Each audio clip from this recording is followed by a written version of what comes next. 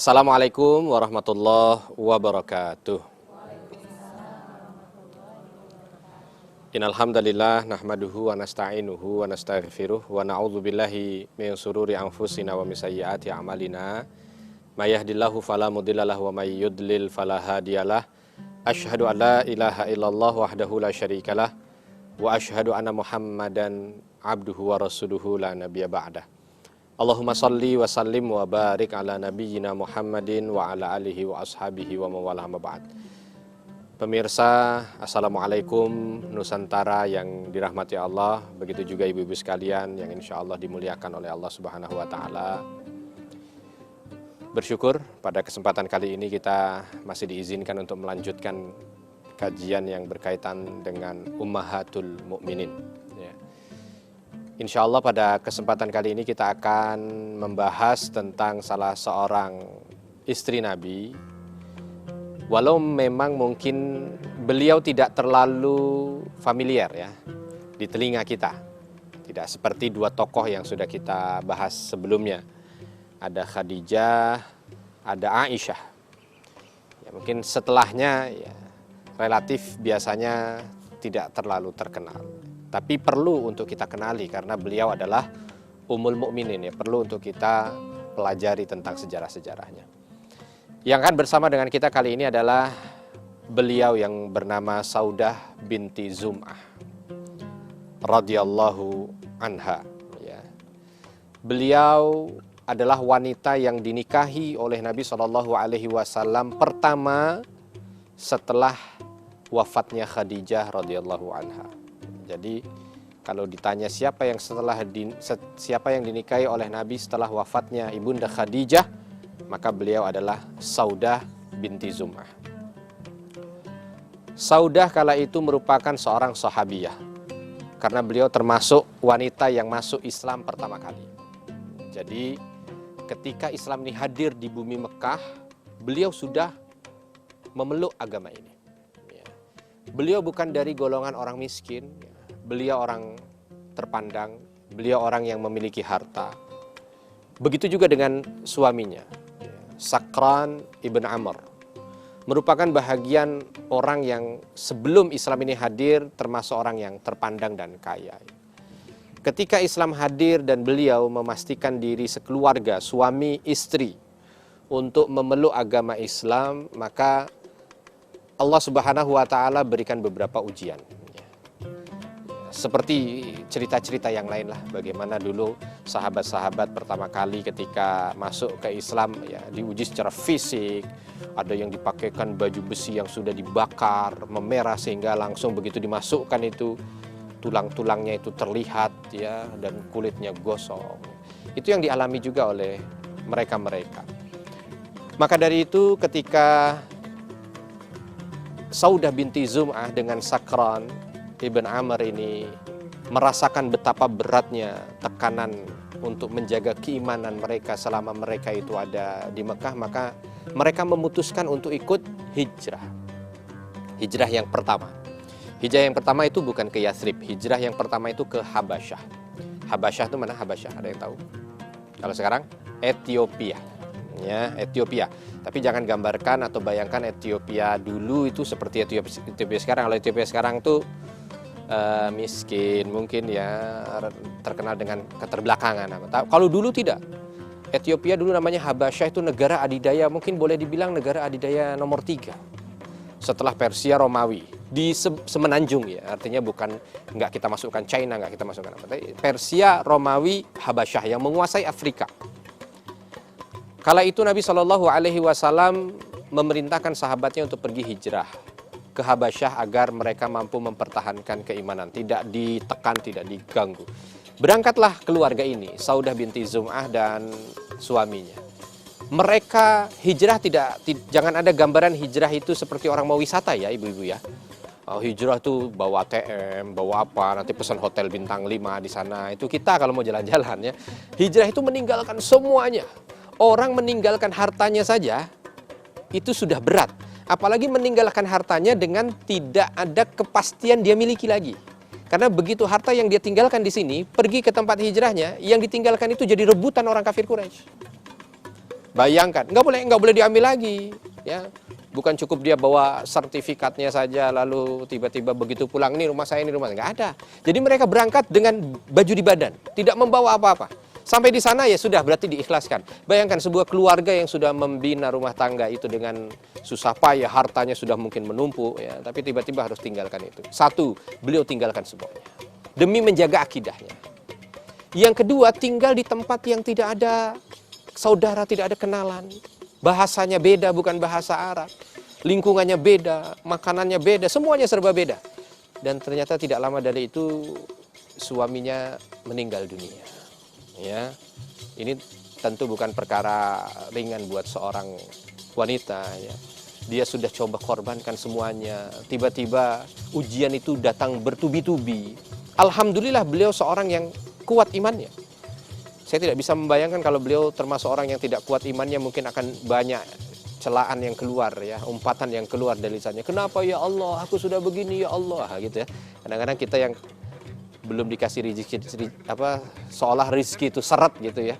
Padahal kita sudah sering sedekah aja, kadang-kadang doanya masih, ya Allah, aku kan sudah sering sedekah, ya Allah, kenapa tidak kau berikan banyak rezeki? Kemarin di sana udah 1 juta, di sana 1 juta, disebut semuanya ya.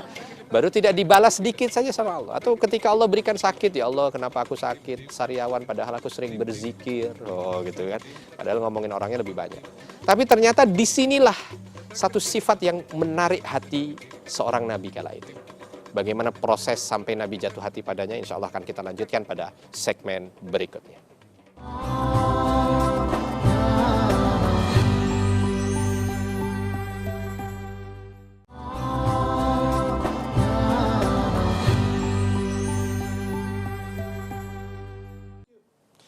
Sahabat, Assalamualaikum Nusantara yang dicintai Allah dan ibu-ibu sekalian dari Majelis Talim Aisyah yang dirahmati Allah Subhanahu wa Ta'ala.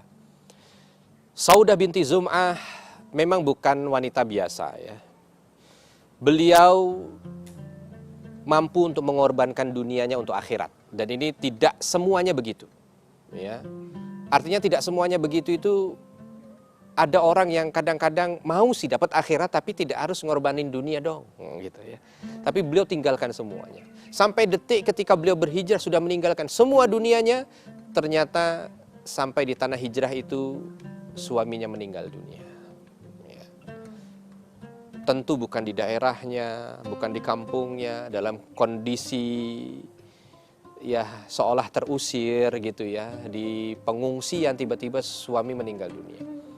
Singkat cerita, beliau menerima itu dengan penuh kesabaran, ya. Sampai akhirnya beliau pulang ke Mekah. Karena memang fase hijrahnya Habasyah sudah selesai, pulang ke Mekah. Di Mekah tambah dahsyat lagi. Ya karena sudah tidak punya apa-apa lagi, mau pulang kemana? Kalau ke Mekah itu sebahagian sahabat yang kala itu masih memiliki suami, pulang masih memiliki sandaran, punya suami. Ya. Masih bisa kemana kita? Saya ikut, mau kemana aja saya ikut. Ngikut, ada yang diikut. Saudah siapa yang diikut? Tidak ada. Padahal kala itu Islam sedang dalam kondisi yang betul-betul tertekan. Dalam titik nadir yang seolah begitu sulit tantangan yang dihadapi oleh umat Islam kala itu. Akhirnya di masa yang bertepatan Nabi SAW kehilangan istri tercintanya, Khadijah radhiyallahu anha. Tidak lama dari itu para sahabat melihat bahwa Nabi punya kebutuhan yang harus dipenuhi oleh seorang istri gitu ya. Maka Nabi SAW ditawari. Kala itu ada datang seorang sahabiah wanita ya, Khawlah binti Hakim, datang kepada Nabi menyampaikan, wahai Rasulullah, masamu ini bukan ringan, kau masih punya anak-anak yang harus diurus oleh ibu, dakwah juga masih dalam posisi yang begitu berat, ya, harus memiliki pendamping yang menguatkan engkau, maka alangkah baiknya kalau engkau menikah. Ada beberapa pilihan yang disampaikan untuk Nabi SAW dan akhirnya dipilih Saudah binti Zum'ah. Menikahlah. Kala itu menjadi buah bibir ya buat orang-orang Arab. Bagaimana seorang wanita tua, jelek, nah gitu ya. Ini dalam pandangan manusia, tapi dari segi keimanan beliau tidak jelek sama sekali ya. Wanita tua, jelek, menggantikan Khadijah yang begitu mulia, baik, cantik, terhormat ya gitu. Itu gosipan orang di luar sana. Pelajaran yang ingin Nabi SAW sampaikan pada kita walau tidak terucap oleh Nabi SAW bahwa Nabi SAW itu tidak sekedar ketika beliau itu menikahi seseorang hanya murni karena menginginkan kecantikan. Berbeda 180 derajat dengan mungkin para penguasa, para raja, para pembesar yang kala itu banyak istrinya tapi dipilih dari setiap kampung. Yang paling muda, kampung ini juga yang paling muda, kampung ini yang paling muda, kampung ini. Pokoknya semua begitu. Nabi seolah membalikkan itu semua. Yang beliau ambil bukan perkara hanya sekedar ingin memuaskan nafsu, tetapi ada cerita di balik itu. Bahasa Inggrisnya apa? Cerita di balik. Story behind. Gitu ya. Ada sesuatu di balik itu yang ingin diungkapkan. Nabi menikahi beliau karena Nabi membayangkan betapa sulitnya menjadi seorang wanita yang sudah mengorbankan segala sesuatunya untuk agama ini. Dan kala itu beliau sampai pada titik kehilangan semuanya sampai suaminya. Maka Nabi mengambilnya sebagai seorang pendamping ya, sehingga dia terkuatkan. Dan ini akhirnya ditiru oleh para sahabat yang lain. Dulu para panglima perang itu kalau mau menikahi seseorang, panglima perang sebelum Islam dan bukan Islam ya mengambil mana dari perang ini yang bisa dikalahkan, lalu diambil yang paling cantik, diambil paling cantik, diambil ya, hanya sekedar begitu saja. Tapi selepas ini seolah dunia ini dibuka matanya oleh Nabi Shallallahu Alaihi Wasallam. Kalau ingin menikahi seseorang bukan hanya sekedar mencari sebuah nilai untuk kita pribadi, tetapi ada nilai yang juga diterima oleh dia gitu ya. Maka setelah ini menjadi satu nilai yang dianut oleh para sahabat sekalian. Selepas itu juga ternyata ini kebaikan untuk Nabi Muhammad Shallallahu Alaihi Wasallam. Kenapa? Karena Nabi kala itu memang membutuhkan wanita yang mampu menggantikan kedewasaan Khadijah. Anak beliau 4, Zainab, Ruqayyah, Ummu Kulthum, Fatimah. Yang usianya memang relatif, Fatimah saja masih 5 tahun usianya, masih 5 tahun. Jadi betul-betul membutuhkan sosok ibu, ya, agar mampu menjadi penyeimbang bagi Nabi Shallallahu Alaihi Wasallam. Dan ternyata pilihan ini tepat gitu. Anak-anaknya merasa betul-betul terwakili dengan adanya Saudah di sana. Bisa memberikan kasih sayang yang mungkin selama ini sempat hilang, sempat miss. Ya, bisa memberikan kebaikan yang luar biasa. Nabi pun bisa di masa kritis gitu ya. Kan 3 tahun sebelum hijrah itu masa kritis gitu. Nah, disinilah Saudah mampu untuk memberikan support kekuatan. Selepas diusir dari Taif, bukan masa ringan. Saudah ada di sebelahnya. Lalu setelah itu mendapatkan mukjizat Isra dan Mi'raj. Pulang dari Isra dan Mi'raj itu berbagai macam bentuk ya cercaan, hinaan bagi Nabi makin menjadi. Saudah ada di sebelahnya. Ya, bahkan ketika detik-detik menjelang hijrah, antara berangkat tidak, bagaimana ini dan lain sebagainya, semua orang bahkan sampai ada satu kesepakatan ingin membunuh Nabi. Kala itu Saudah yang ada di sebelah Nabi Shallallahu Alaihi Wasallam. Tentu fase ini Allah kirim Saudah memang betul-betul tepat ya, karena dengan walau usia beliau tua, tapi justru dari tuanya ini mampu lebih dewasa dan memberikan arahan untuk Nabi Shallallahu Alaihi Wasallam.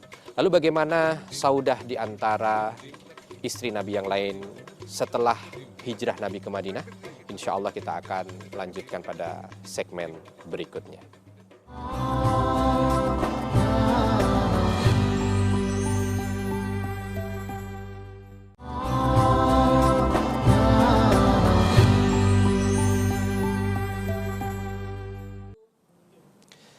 Sahabat, Assalamualaikum Nusantara yang dirahmati Allah.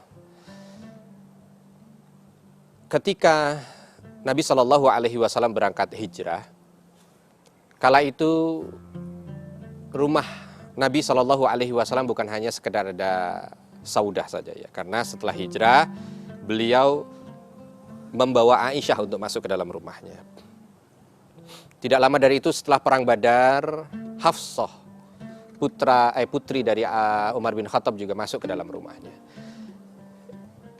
Yang luar biasa, Aisyah menikah di tahun yang sama dengan Saudah ya, hanya dibawanya 2 tahun setelahnya atau 3 tahun setelahnya. Nggak lama dari itu, jarak setahun saja Hafsah masuk. Aisyah sama Hafsah ini relatif usianya berdekatan, ya. Nah, jadi kadang-kadang di rumah itu terjadi konflik-konflik antara Aisyah dan Hafsah, Aisyah dan Hafsah. Apalagi Aisyah yang merasa bahwa dia yang pertama, tapi Hafsah punya sifat yang mewarisi ayahandanya. Ya. Nah, singkat cerita, yang ternyata yang mampu menjadi penengah di situ adalah Saudah binti Zum'ah juga. Dengan kedewasaannya, di saat satunya ngadu apa, dia sampaikan kepada yang ini beda. Di saat satu yang ini disampaikan kepada yang ini berbeda. Padahal itu merupakan bahagian awal dari masa Nabi berada di Madinah, ya. Yang tentu ini bukan masa mudah karena baru datang ke Madinah, belum ada orang yang banyak mengenal, ya. Terus terang juga mungkin kedudukan masih belum stabil, apalagi ditambah orang munafik. Kalau tidak ada yang mampu menjadi netralisir dalam keluarga, itu pasti akan menjadi beban tersendiri buat suami. Jadi ibu-ibu perlu pahami itu, ya. Kadang-kadang suami kita itu menjadi tidak kuat itu bukan perkara beliau tidak kuat, tetapi karena ibu-ibunya tidak mampu membuat dia kuat. Gitu. Ya, sudah benar. Kadang-kadang ada yang di luarnya itu sebagai pimpinan. Tapi begitu masuk ke dalam rumah udah. Ingat, jangan bangga yang begitu. Oh, ini ada orang yang bangga. Oh, Ustadz belum tahu. Suami saya mah di luar aja begini. Kalau di rumah mah salah itu. Kok bangga ya ketika suaminya seolah kalah dengan dia? Tidak, bukan begitu. Justru kita belajar dari Saudah binti Zum'ah ini adalah ketika beliau itu mampu menjadi netralisir, ya. Menjadi stabilizer, ya. Membuat suaminya sehingga di masa-masa krusial baru menjadi seorang pendatang, pengikut belum banyak, karena terus terang segala keburukan itu ada di Madinah dibanding dengan Mekah. Ada orang bilang sulit hidup di Madinah. Tidak. Sulit hidup, ada orang bilang sulit hidup di Mekah. Salah, hidup itu sulit di Madinah. Di Mekah masih ada pendukung, pamannya Nabi, istrinya Nabi Khadijah. Di Madinah tidak ada pendukung sama sekali. Di Mekah musuhnya cuma satu, kafir Quraisy saja. Di Madinah musuhnya ada kafir Quraisy, munafik, Yahudi, Nasrani. Musuh semuanya kala itu. Pendukung di Madinah siapa yang mendukung? Nabi saja pendatang. Ya, kalau di Mekah agak lumayan karena memang kampung aslinya. Artinya kalau dilihat dari segi kesulitan, awal muasal Madinah itu jauh lebih sulit. Ya. Akan tetapi sekali lagi, kalau kita berbicara tentang episode hidup, Allah kirimkan Saudah binti Zum'ah sebagai anugerah terbesar untuk Nabi SAW, sehingga fase awal Madinah, fase awal yang kita bicarakan, fase awal Madinah Nabi mampu menjalani itu dengan tenang, dengan stabil, dengan baik. Sehingga istilah pesawat itu lepas landasnya begitu sudah terbang, kalau sudah terbang itu sudah aman. Krusialnya ketika mau lepas saja, gitu ya. Maka mudah-mudahan termasuk ibu-ibu yang ada di sini ya mengambil pelajaran dari Saudah binti Zum'ah, ya.